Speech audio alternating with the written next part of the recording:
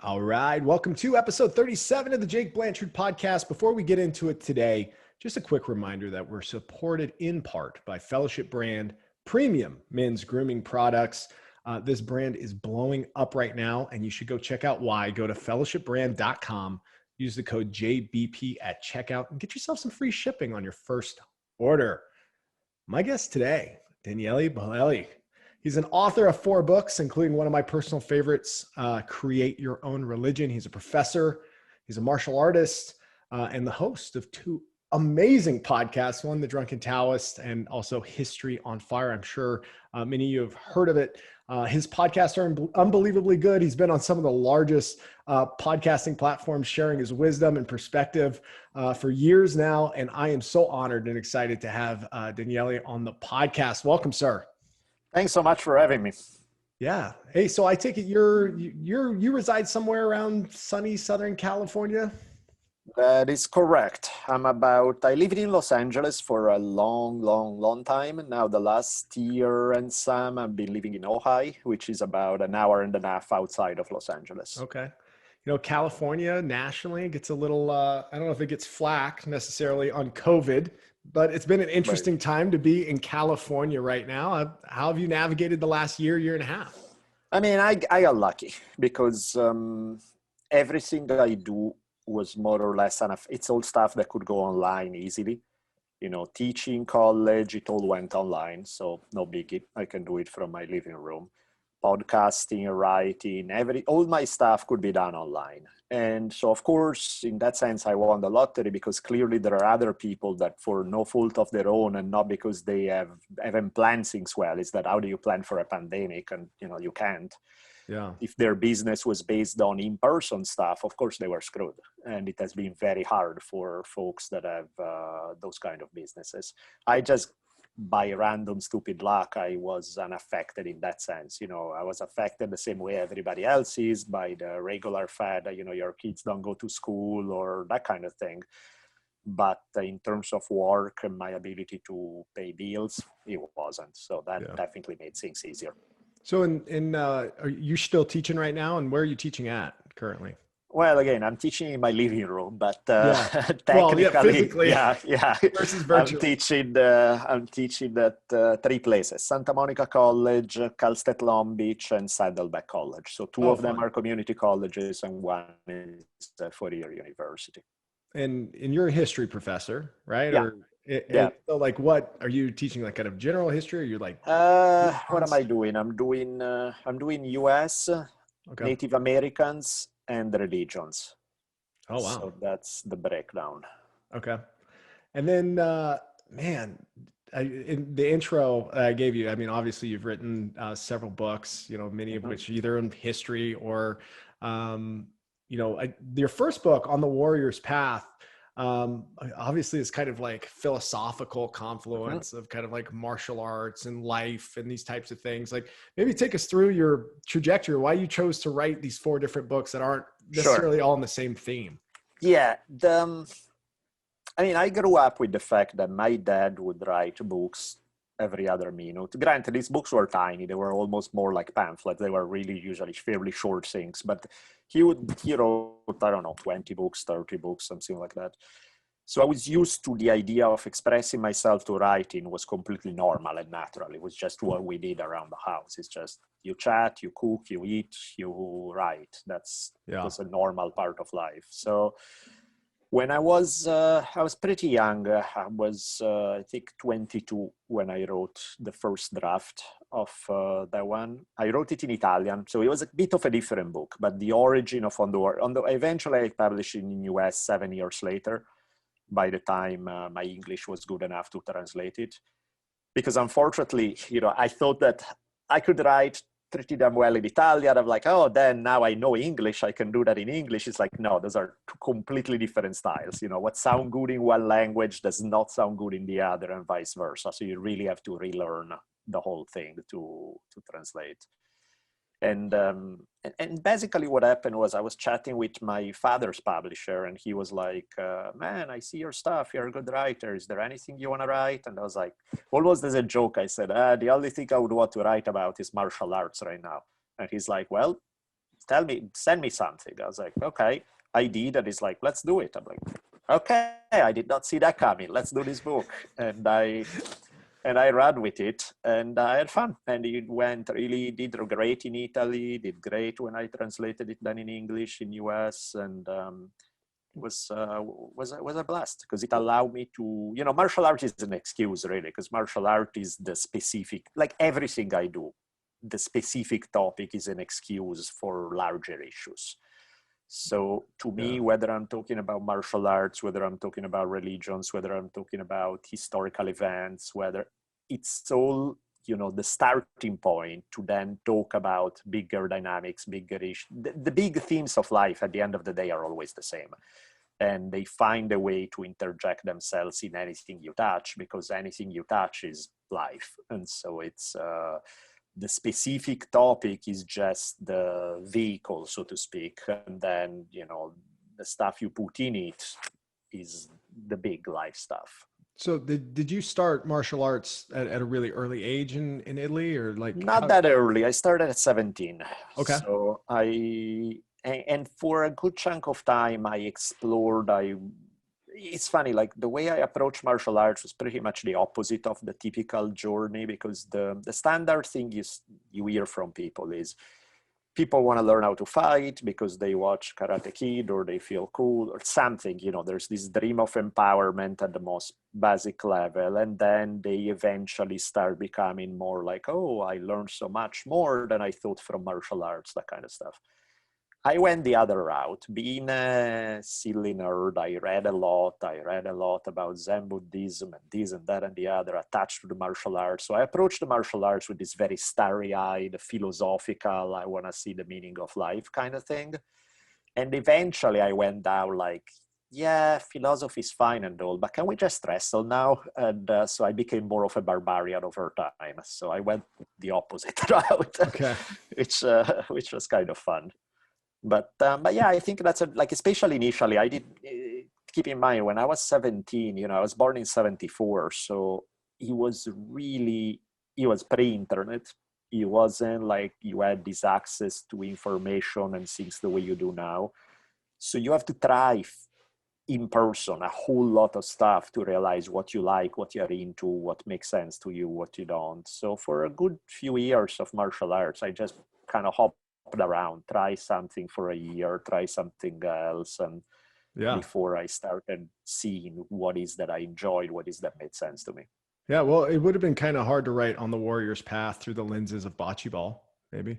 Right. That would have been that would have changed the dynamics a little bit. For sure, man. No, so I'm fascinated by the level of depth that you go into on your History on Fire podcast. And you've clearly talked about this on a lot of different podcasts in the past, of how many hours it takes for you to put together an episode. And you recently just released one. And I believe, if I have the title correct, it's The Life of Marcus Aurelius, Stoicism, the Pandemic, and the War. Yeah. It recently came out a handful of days ago. What a timely title. Right. Interesting concept. And, maybe take me through this process. What's so interesting about that perspective, or that time in history, that is likely relevant, at least in title's sake, to kind of what's going on now? So what I typically do is I look for stories, the stories that make the cut. There has to be a very epic kind of story, something either relevant to today or something that make you go, what happened for real? Or something that has that epic tone. It has to have interesting characters. Otherwise, occasionally you can do it without it, but most of the time you need to have some characters people relate to and they want to hear more about. Otherwise, there's no point. And there has to be enough. There have to be enough sources, because if you don't have there are fantastic stories I've run into, but the sources are so thin that you tell the story in 10 minutes, and you say that's all there is, because we don't know really. So those, unfortunately, you cannot tell because they don't make the cut. There's just not enough material. With Marcus Aurelius, he's a fascinating character because he gets this. he actually has a lot of popularity because there are many people who are into Stoicism as a philosophy. He was a guy that clearly I was fascinated with in terms of there's a story there. There's, the idea of the philosopher emperor. It's a trippy one in itself. The fact that he was dealing with warfare with Germany and Parthia. He was dealing with a major epidemic. Nobody knows for sure whether he was, there are different theories about what that particular illness was, but it's something that killed an enormous percentage of people in the Roman Empire. So you're dealing with this massive pandemic at the same time with two different wars, with the pressure of running the empire. It's a good story right there. Like right there, you want to know what's up with this guy. Marcus was one of the strange cases where I dive into a topic with high expectations, and by the time I'm done, I'm like, man, I don't like this guy. Yeah, he was less noble, maybe. I mean, no, he was a good guy in the sense that very effective, very pragmatic, very efficient. I mean, what you want in a good emperor, for sure. At the same time, he's just such an insane killjoy. It's not even funny. Like his worldview is so depressing and so just like half of the time while reading the meditation, I was like, okay, I get it, but why don't you just kill yourself? Because that seemed like a better option than where you're. Because his whole thing is like duty, duty, duty. Nothing makes. Pleasure means nothing. Pleasure is for stupid animals, and there's no meaning to anything ultimately, because everybody's gonna forget you in about 3 seconds after you're dead. So, after you go through this completely nihilistic view, you're like, well, then why? Why do you get up in the morning? And there really is no good answer. It's kind of like, well, that's just the part I have to play, so I'll go out and do my best, which is like, I guess, but why? Unless there's a pleasure to it, somebody's gaining something from it. Why go through it? So he's great when it comes to effectiveness. He's not exactly a life model when it comes to enjoying life. And also, even in terms of effectiveness, he raises some questions because he did a phenomenal job running the empire. But then possibly because of his worldview, he raised a really horrible son who inherited the empire and was one of the worst emperors ever. So even from the point of view of running the empire, it's like, had you been less of a sour, negative dude and just spent time playing with your kid and raise him a little better, maybe things would have worked out better for the empire as well, That's an interesting, you said something just now, about perspective. I mean, like you're looking at history or historical events through different lenses or in different ways. I think that this is like a nuance that maybe we're overlooking as a general collective or public, that there's multiple truths from the perspective of history. I think so many people, whether you want to call it revisionist history or not, or you want to call it, some kind of attempt to solidify one single narrative about the past. How do you avoid that when you do your research and then you're creating narratives to tell a story that's going to imprint people, especially knuckle draggers like myself who don't know a ton about like history, and I'm not going to study Marcus Aurelius outside of whatever couple of hours of a podcast that you put out. How do you mitigate that risk, I guess, of... I think it's good to just lay out the facts. I mean, of course, you're going to edit them and have a narrative behind it, but that's letting people understand both levels that, yes, this is my interpretation of the facts, but these are the facts. So you can interpret them in a different way because I'm laying them out for you. So feel free to disagree and see them in. So here is what character, whoever, like in this case, Marcus Aurelius did. This is what he was facing. This was the outcome. My take on it is blah, blah, blah, blah, blah. But of course, based on the stuff that I just laid out, you can interpret it completely different. You can say, you know what, who cares? Life is whatever, you can come up with any. And half of the time, that's sort of what I do, even when there are cases where the facts are not that clear, where what happened is debated. Sometimes I just lay it down as in, look, this is what some people argue, and this is the evidence that they base themselves on. This is what other people argue, and this is the evidence they base themselves on. Clearly, the evidence is not that clear-cut that we can just rule out an argument here. Otherwise, there wouldn't even be a controversy. So make what you will of it. For whatever romantic reasons or narrative reasons, I like to believe these, but do I know that that's what happened? Of course not, because nobody does. Or I may lean more this way, the evidence seems a little more solid here, but again, make up your mind. And I think that just keeps it honest. The way people are free to, there's less this feeling that somebody's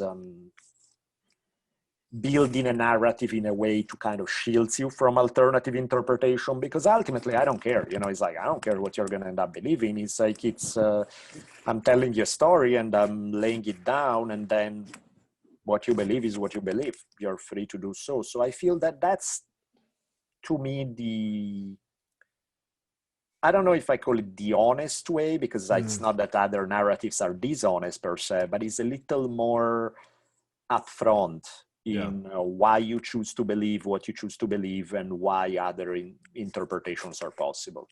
Well, and I think, and I'm going to paraphrase here because I don't remember the exact term or the exact phrase, but, people who don't study history are doomed to repeat it. Sure. I'm sure you've heard that. Such a struggle in studying history then when there's multiple narratives about the same type of thing. And, how would one, a conscious observer like myself, how should we approach distilling history down and learning these types of lessons, especially in like a polarizing time like we're in today? And then what history should we turn to? Right. And that's where I feel that I'm trying to find a way to say, I guess, how can I say this? I guess that's part of the work that I do is like the finished product, what I bring to the table with when a podcast is done about a topic, is really a distillation of looking at studying, 10 different books on the topic. And then really the process is not fun, because each book, most historians don't write well. Most history books are boring as hell. So you dig through these massive volumes to find little tidbits that are fantastic, but in the middle of convoluted narrative, conflicting interpretations, this, that, and the other. So the job is you go through one and you keep everything in check of what they're arguing and what the cool, fun stuff is, but also what the evidence is and everything else. Then you go through another and another and another. By the time you're done, if you're doing a good job, you put it together in a narrative that actually is fun to listen to, that's more interesting, and it still doesn't lose the complexity of looking at all the different pieces of evidence, the different interpretations, and so on. But the process itself is a miserable process. It's not fun to do. I enjoy having done the research and writing it out and recording the episode. And I enjoy the research on day one when I'm like, oh, I don't know that much about this topic. This should be interesting. But everything in between sucks because you're really going through, like, I wouldn't recommend people, if you really want to study history, read these 10 books on this one topic and like, Jesus, man, that's too much. That's all you do at the end of the day, So I feel that if I bring something to the table in that sense is doing the legwork for people who, because they have a life, don't want to read 10 books on each topic for the rest of their lives, and distill it down to more bite-sized chunks that are more easily digestible. Yeah. Because otherwise, you got to read a ton all the time. And there's a point of diminishing returns where it's like easy to worth it. Do I really want to spend that many hours of my life doing it? To some point, yes, you gain. And then you pass the point where it's like, well, I could do something else too. That would be fun. Well, so there's got to be something there that's just driving you to get up and do it, though. Like when you make a commitment to yourself, do you sign your future self up for something? And you're like, no, that's what I have to do now. Like, what is it that makes you like not stop? And then have you started episodes and just like cut bait with it and said, no way, I'm not doing this? No, I mean, I lack a topic when I first look at it. And then, I spend an hour looking at it and I realize, nope, it's too difficult. It's not going to work. I may change my mind like I did with Marcus Aurelius, or I had one about Diogenes, the philosopher, where I think I'm going to like these guys a lot more before I start than when I dive deep. But that's fine too. That's not a bad, that's not a problem. I can still tell a good story with that. I think it's just, I enjoy telling the stories. And in order to make the story relevant and interesting and deep at the historical level, you really have to do a bunch of legwork. But in some way, the fun part is the elevator pitch, is when you can tell the story in like 2 minutes to somebody and say, can you believe that? And people go, what? And then you tell the whole story behind it. And that's what makes it fun. And it gives it texture, you know? So I know that I compare it to, it's kind of like panning for gold. You know, you're going to be down there digging in mud for hours and hours and hours, but then you find these amazing little perfect gold nuggets that then you string together and you make jewelry with it, or you make whatever the hell people use gold for.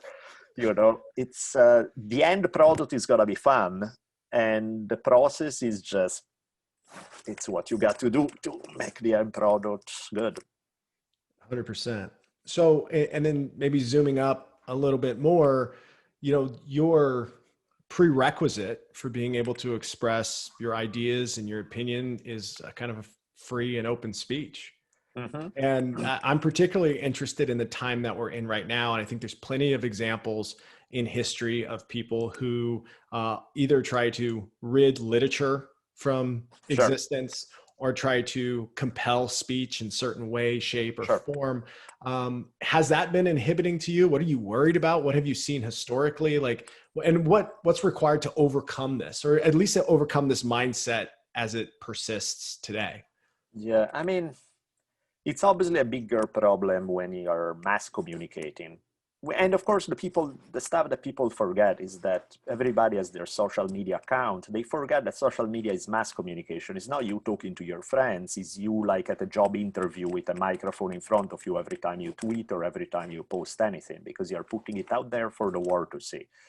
So clearly what would sound good among your 3 friends who understand where you're coming from may not sound so good when you broadcast it to everybody. So I think a lot of problems have to do with poor communication and understanding that there are limitations. You know, the style that you communicate in with your 3 friends or with an audience or with the world at large is very different. You know, you change your speech depending on who your audience is. And I think people forget it all the time. And then a lot of problems boil down to that issue. That is like, hey, but makes perfect sense. Yes, that makes perfect sense among people who know you. You're opening the door to 10,000 misunderstandings when you broadcast it out to everybody, because it's not that well clear cut where you're coming from or what you mean or you're going. So I think there are a lot of problems with this stuff boil down to just bad communication. You know, people are, and ultimately the stuff that's always been true about human nature, you know, people will judge you for what you say and what you think. You know, nothing new about that. People will like you or will hate your guts. And that's just the nature of the business, you know. It's like if you had the water cooler at the office before there was internet, you said some stuff that really got on the nerves of your coworkers, they would have made your life miserable. If you do it on Twitter with 3 zillion people, they are gonna be people who are gonna make your life miserable. That's the game when you express opinions, you know, it's just how it works. So there's a kind of a, like an economies of scale, like that you're instantly have access to, or you can, you know, used to express your opinions to people in smaller groups, usually in just casual social setting. And sometimes those people just kind of did he really say that? Just like go by. But when you put it out there and then it persists and people get to interpret it in or out of context, it gets a life of its own. Absolutely. I mean, it's the same thing. You know, you can make a joke that's horrendously inappropriate, but you do it among people who get where you're coming from. They know what you mean. And it's actually people think it's funny. You make the same joke in another context and you're just shooting yourself. And it's like, what are you thinking? You know, and it's not that the joke changed, it's context, you know, it's the same thing that, so I think that's one of the issues there, that we social media is so new in some way. People haven't really figured out how the game works. And they have this idea that, there's free speech, so everybody should be free to say whatever they want. Yeah, absolutely. But of course, you cannot not expect that people are not gonna either, the reason why you do it is because you expect there's a reaction in people. Usually you're hoping for a good reaction, but inevitably you're also gonna get a bad reaction. Yeah. And I think that's part of the gig that makes things tricky, that, expecting for online mobs not to form and not to come after you for stuff you say that they find disagreeable is just not understanding how human nature works. It's like, I'm like, dude, yeah, I get it. You would be nice to, but have you talked to any humans ever? That's just how it works. That's just how people behave. That's so to me, it's like, it's tricky. Like, for example, take it on a smaller setting. When I started teaching history of religions in college, I was really excited because I was all like, oh, this is going to be fun. I kind of built the whole course from the ground up. They weren't teaching it at the school where I was teaching. So I built this whole history course about world religions. And then the first time I went to class to teach it, I was like, oh my God, what have I done? It's a religion. People are really damn sensitive about religion. Oh, yeah. They're going to knife each other. And worse of all, they're going to knife me in the process. This is going to be bad. What am I doing? And it was actually phenomenal. Like, on something as sensitive as religion. And I'm not particularly careful about diplomatic about the things I say. I mean, I say some stuff that can be pretty harsh. People never had issues. Now, why people never had issue? Because clearly there are things that are said that are going to touch their own nerves for a couple of reasons. One thing that I say at the very beginning, and I think is important when it comes to communicating about big systems like religions, same as philosophies or politics, is to clarify, like, day one speech, one of the things I say is like, take any of the big religions, Christianity, Buddhism, Islam, you name it, whatever. They don't really exist. And people are like, what? What do you mean they don't exist? Of course they exist. And I'm like, yes and no. Because take Christianity, for example. There are 30,000 denominations of Christianity. There are gay Christians and think Christians who believe that homosexuality is the ultimate sin. There are super liberal Christian and super conservative. And I go down the list of issues and basically find that there are Christians in every possible positions there. And technically, they are all Christian, but the only thing they have in common is they all think Jesus is cool. Other than that, they disagree on pretty much every single topic you can find of. So my thing is, when we say Christianity, we're just being lazy, really, because the reality is that there's everything under one cover under the label of Christian. So I invite people to speak about specific positions rather than generalizing about one particular religion. Or rather, the generalizations are useful because you can say, look, for the majority of the time this religion has been around, the mainstream form of it have advocated A, B, and C. And that may be accurate. But also remembering that there were 10,000 exceptions to this. And so anytime you start saying things like any religion, use Christianity, use Buddhism, use whatever, is this, or these people believe this thing, is like, some of them do, and some of them not at all. And so that understanding that makes the whole process less personal, because maybe I'm criticizing harshly one particular position of one religion, but I'm not necessarily talking to you, even though you may be identifying with that religion, because maybe your is like, do you agree with that interpretation? No. Well, then it's not about you.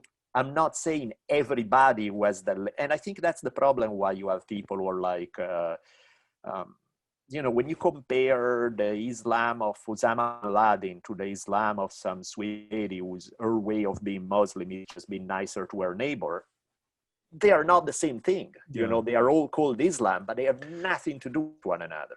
So does that give religion, like, or the ideology, more power, more bandwidth then, in the standpoint of, it's not like, the groupthink hasn't taken on in a nuanced level. So it's not a bunch of people and say, and what a terrible story, Johannesburg, for instance, right? The cults, and they're all wrapped up in like one singular belief, those kinds of things. When you create a breadth to who's involved in this thing, it really gets to persist or mature in any way, and maybe more along the lines of kind of public opinion.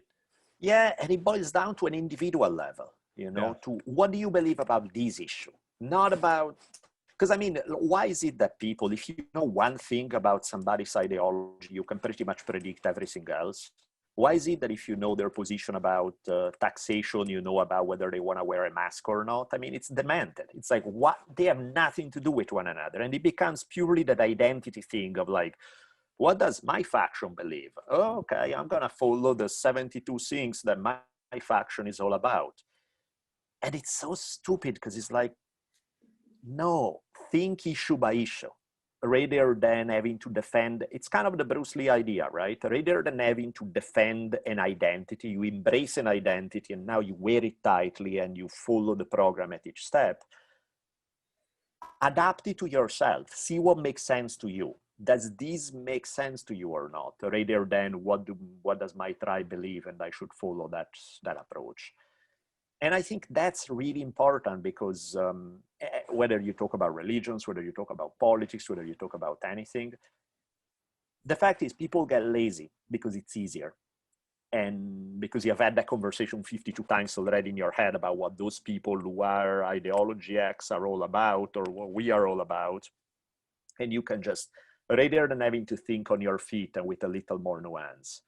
So my thing is like, labels don't mean crap. You tell me I'm capitalist, I'm socialist, I'm whatever. It's like, that doesn't mean shit to me. It's like, what does that mean in practice about this issue? Because you find suddenly that, again, under that label, what people mean by it are completely different things. And so you have you have Bernie Sanders and you have Stalin. They're not exactly the same thing. You know what I mean? So it's like, and people are like, it's socialist. It's like, yeah, but no, they are worlds apart. So we get so lazy when we start conflating things under these big labels, this big identity thing, and we destroy a lot of individuality in the process. Yeah, and I think it's because it's one, to your point, easy to classify people in black and white terms. I think it's also easy to classify where a certain behavior will end up. I think that we find ourselves doing that, like, oh, this is a slippery slope into, this negative outcome. And like, I don't blame people for feeling that way. I don't necessarily know if their particular point of view will lead to that outcome, but I understand why they would maybe feel that way about it, because these are supposed to be stories from the past, whether it's religion or whether it's studying history, that keep us from making these mistakes in the future. And then there's people who are like, hey, we're going to make these mistakes again. Look. And I think that makes perfect sense, but those are specific issues. If you say, look, we should really burn at the stake people who have a dissenting opinion, it's like, this is how it has worked in the past. Do we really want to go down that path? And then you have an argument about yes or no.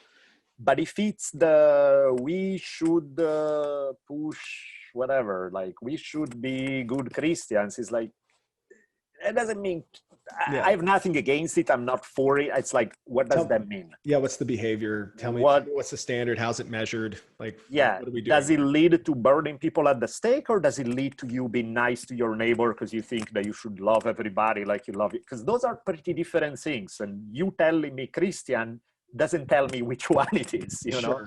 And of course, these are extreme cases. And then there's everything in between. So I think that's part of the problem, is that it's so... People love dogmas because they are easy, because they seem reassuring. They seem like an easy way to make sense of what the world is like out there. And in many cases, they willingly end up embodying dogmatic thinking. Again, because it gives them a sense of safety and identity, a sense of how to approach the universe. but it's just really lazy and ultimately counterproductive in terms of communicating with other human beings, in terms of effective action, in terms of 1,000 other things. Mm. And in your study, and I mean, you've obviously written at least 2 books on, I'm sure, tons of papers, and in your studies and curriculum building around religion, like what are some of the universal truths? Are there any binding these ideologies and the things that they're really trying to get to? Well, for example, I find issues interesting to me. And even within the same religion, sometimes the same issues is answered very differently. I'll give you an example. Like a key thing about religions or philosophy or political systems is whether you believe in a more inclusive approach or an exclusive one. And what I mean by that is the exclusive one says, there's a truth, this is the right way to get stuff done, and anything else is a mistake. So there's one line of thinking, that is the truth and all other is wrong. That's exclusive. The inclusive one is, we need to test it out. There's more than one right way to get the job done. Doesn't mean that all ways are right, but it means that we don't automatically know which one is the right one because we found one that works. It means all other are wrong. We need to see, maybe another one add a piece to the puzzle, or maybe it's, and so inclusive is more kind of open to mixing and matching. Exclusive is saying mixing and matching is watering down the truth and messing it up. Those are 2 radically different philosophical viewpoints. Each religion and each philosophy, you have currents within them that are more inclusive and exclusive. You know, traditionally, for example, Western religions, because of the idea of monotheism and there's only one God, one path to it, have been more exclusive. But there are plenty of inclusive branches within it that take a much more mellow theological approach to that idea. Vice versa, you can find some very kind of more inclusive thing in Asian religions or in tribal religions or things like that. But even then, you find plenty of exceptions where they take a really exclusive band. So hearing which religion somebody's from doesn't really tell me how they answer that question. Is how they interpret that particular religion will tell you how they answer that question. Oh, interesting.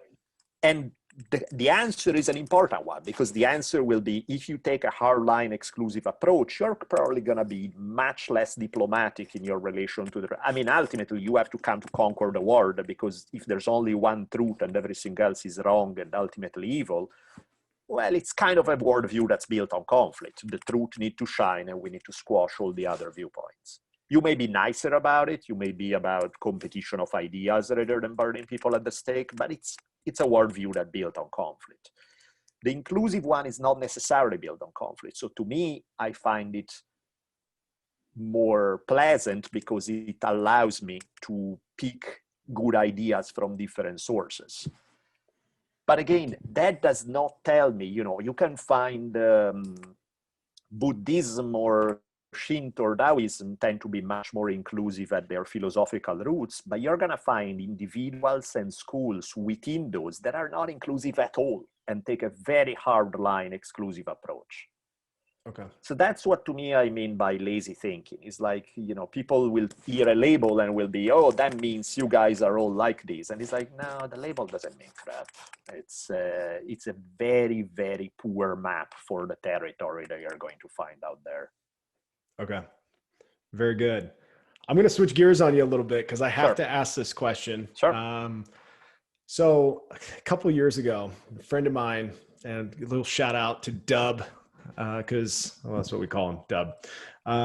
We were at a barbecue at his house, and for some reason, and he and I have no business in talking about American history or history in general. We've read, but we're not well read. Mm-hmm. And we started talking about like American Indian or Native Americans. Sure. And obviously this is your background, like as far as an area of study and professing. Yep. So my perception was that the majority of tribes in this landmass were, I would call them more combative with one another. I would say that there was conflicts over hunting area or battle over territory, those kinds of things. His perception is that is only a handful of groups and that the rest of the groups were generally peaceful. And so like, help a couple bro scientists, like, what's the perception there? Yeah, that's what I mean. Like stuff like that, that's the legitimate question, right? What's the answer? Were they more Yeah. combative or were they more peaceful? What was it in the Game of Thrones? The old lady with, it's like, my sweet summer child. We don't know, because the thing is, it's a mess depending on when you're talking about it. Are we talking about the 1800s, the 1700s, the 1300s, 2000 years ago, 5000 years ago? Which part of the country? Because it's different. These tribes over here 2000 years ago are very different than these tribes over here 200 years ago.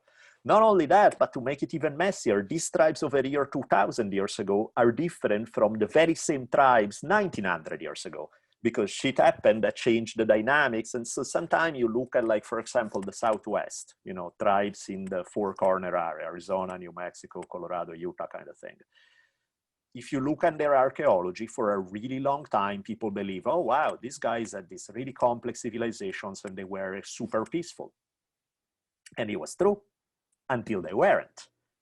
And stuff happened, probably having to do with access to resources and changing environmental conditions. And when things started going down a bad path in terms of access to resources, suddenly the same societies that looked pretty peaceful for a long time were really bloody and brutal to one another for another long time. They're the same people, but one day they had a lot to eat and people were like, yeah, why should we fight? Who cares? Life is good. And then when they didn't have a lot to eat, suddenly you're eating your neighbor.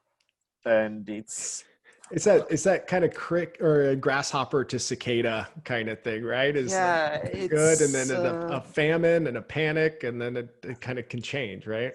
So I think that's exactly, like, what you ask is exactly the perfect example of that, right? It would be nice to have, like, in our minds, reality simple. Is these people, there must be one answer. Are they one way or another? And it's like, depending on when you ask which part exactly and all of it, the answer changes. And I think that's what makes it both interesting and messy, because you realize that people are really complex, and at the same time, it's like, oh, Jesus, people are really complex. Can I get one simple answer for once? And it's like, not that easy most of the time.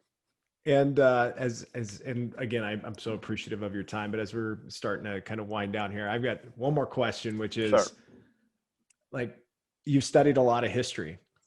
What's one of your favorite, like, stories or areas from the past? You probably get asked this a lot, but, like, you must have walked away from research once going, that changes my worldview or my understanding at, like, a really personally impactful level. Have you come across that feeling? And then, what is the sentiment?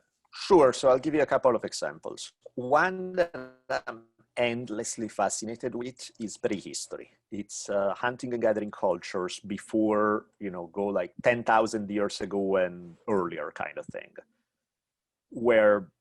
Because that's how human beings have evolved. That's what our, generations and generations and generations of who we are have been living as nomadic hunters and gatherers.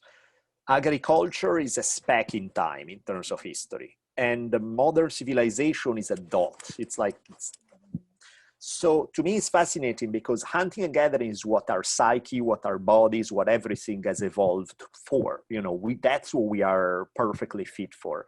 So in many ways, you can see a lot of the problems of modern life, of having changed lifestyle too quickly compared to how the human mind has changed. The fact that today in US, for example, one of the most affluent countries, so many people are depressed as hell and feeling terribly lonely, is because the lifestyle really doesn't match the human needs that have evolved over hunting and gathering for so long. We're built to live in tribes. We're built to have extended family around. We're built for community. The live in your little cubicle away from everyone else kind of thing is not what we have evolved for, So it's not that surprising to see that many problems when, it's one thing to move away from hunting and gathering, but it's one thing to do it so radical in every which way. if you don't take care of the stuff that feeds the human psyche, then you're going to end up having problems. It's no surprise. So the fact that, again, we are a super successful civilization, and yet when you look at the level of happiness, mental health, it doesn't look all that successful, is interesting in that regard, because it shows you kind of understand why that is. So that's one example on a more big system level. Yeah. On a more specific level, one character that I found fascinating. Oh, it's actually right there in the corner. There's a painting of that guy. It's a painting that my girlfriend did. It's Ikkyu Sojun, a Zen monk from the 1400s in Japan. And he's my idol because so much of history is about terrible people. You know, most sweet people who are nice to their neighbors don't make the pages of history. You know, most history is conquerors. And, you know, you look at even a lot of the people I choose that I try to pick more interesting, pleasant people, they are still, almost everybody has killed somebody, has been involved in major bloodshed, has been all these. Some ecosystem of suffering. Yeah, tremendous, at right? scale. And EQ is a fantastic reminder for me that history is not all that there is, despite having lived through very tumultuous times in Japanese history, and despite having dealt with a lot of personal stuff over time, he managed to have a fantastic life. He's a guy who really enjoy, he's a genius of Zen, but beside that, he's particularly fond of drinking and women. And those are, which is what's happening in that particular painting, where he's drinking wine that this woman is pouring down her body, and as it falls off her boob, he's catching the wine and drinking it. You know, yeah, that's awesome. I love EQ because he reminds you, history is not all about warfare and governments and this and that. It's just, there are individuals throughout all of history who have found ways to have a blast, have a fantastic life in the midst of it all. And I need that reminder sometimes, because so often history can get really heavy. Wow, what a powerful sentiment, and I think we'll put a pin in it and end on that. Sweet. Hey, a few things here, folks. Obviously, you can go to your website, DanieleBolelli.com. Your podcast is definitely available on multiple platforms, but the newest episodes are out on Luminary. Is that right? Yeah, History on Fire, what happened is there are about 50 episodes or so that are out there for free. So anybody who has never listened has a long way to go before having to worry about anything else. Because, you know, each episode is like hour and a half, 2 hours, something like that. So there's about 50 of those episodes out there for free. And then now each year I'm releasing 2 more episodes out there for everybody. But there are 13 of the new ones each year that goes just for Luminary, which is kind of behind the paywall. It's a cheap paywall. I think it's like $4 a month or something, but it's still a paywall. And I think that was for me kind of a balance between, you know, this is a full-time job. I cannot produce that many episodes without paying like a full-time job. While at the same time not wanting to disappear behind the paywall completely. And so I still want to not only have all the archives free, but also have a couple new episodes every year that are free for everybody. So it's like, if people don't want to pay, great. They still have a lot of free stuff out there. And if they want to catch more material, well, then they have it on Luminary with extra episodes there. Absolutely. And then you're still obviously doing the Drunken Taoist podcast as that one is free. That one is free everywhere. So, okay. Yeah. And then anything interesting, fun coming out, or anything folks should go to check out what you're doing? I guess what else is a podcast? I have 4 books out. Right now I'm desperately trying to write one more. It's tricky because, of course, the History on Fire takes so much damn time. Plus I'm teaching, so that takes so much damn time. So I'm constantly trying to catch up. But back in December, when I carved myself a month to write, I got to start writing a historical fiction about Caravaggio. And that's such a fantastic tale. It's just, the way I'm writing it is a little bit like The Punisher kind of thing. Okay. It has a very heavy, you know, because the character fits it historically. I'm just giving you a backstory that would explain why he's so weird. Just wearing a trench coat. Yeah, pretty much. and also I'm trying to give it a different arc, because the Caravaggio story is fantastic, but it has a fairly heavy negative arc. I'm trying to give it a more redemptive one. But yeah, I had a blast writing it. I got maybe, I don't know, 17,000 words down, but of course it's a long way to go before a book is actually done. So I'm just in spare time here and there, try to carve some time to make that happen. All right. Well, very nice. Thank you for sharing that. And again, thank you for your time, your perspective, and joining me today, man. I'm definitely honored for the opportunity to speak to you. Thanks so much. This was fun. All right. Cheers.